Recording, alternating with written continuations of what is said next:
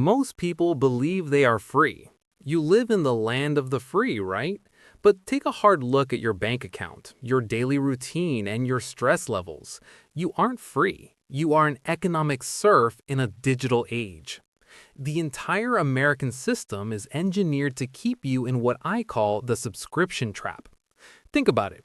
You work 40 to 60 hours a week to pay for a vehicle you only use to commute to the place that pays for it.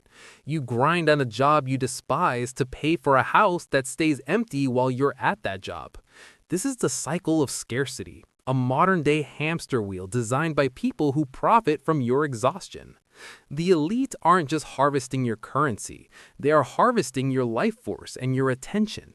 To break this cycle, you don't need a new get-rich-quick scheme. You need to completely rewrite your mental operating system. Silicon Valley has spent billions of dollars on neural mapping to ensure your brain is addicted to cheap dopamine. Every time you check a notification, every time you scroll through mindless reels, you are leaking your cognitive sovereignty. You are literally donating your potential to a data center in California. The Stoics understood this 2,000 years ago.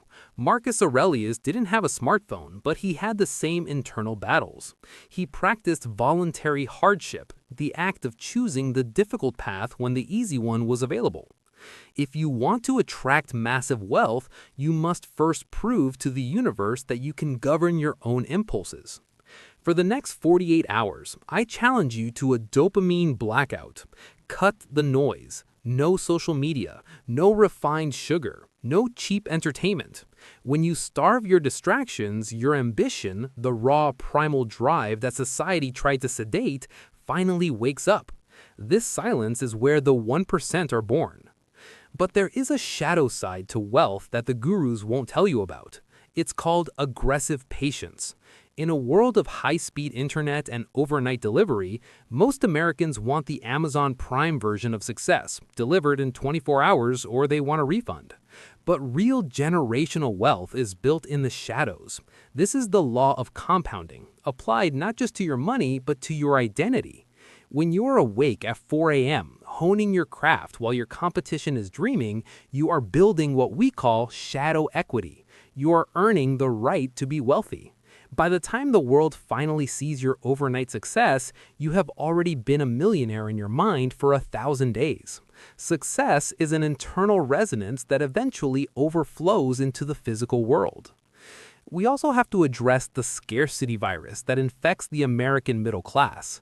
We are taught to look at a $20 million estate and say, I could never afford that. But a stoic millionaire looks at it and asks, what value must I provide to the world to command that level of capital? The first statement is a cage. The second is a key.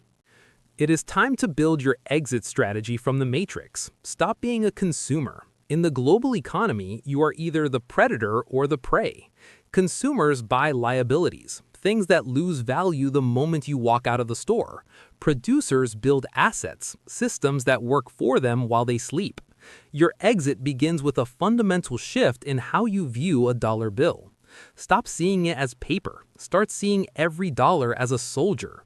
Are you sending your soldiers to die in a retail store for a pair of shoes made in a factory, or are you sending them into the market to capture more territory, more shares, and more leverage? When you respect the energy that money represents, money begins to respect you. It stops running away and starts seeking you out. The Matrix wants you tired. It wants you distracted by politics, sports, and celebrity gossip. It wants you in debt because a man in debt is a man who can't say no. The stoic millionaire is energized, focused, and fundamentally free because his happiness isn't for sale. He has mastered the art of doing the work when he feels like doing nothing. The choice was never in the hands of the government, the banks, or your boss. The choice has always been in your hands. You can stay in the trap, or you can become the architect of your own empire. The gate is open. All you have to do is walk through it.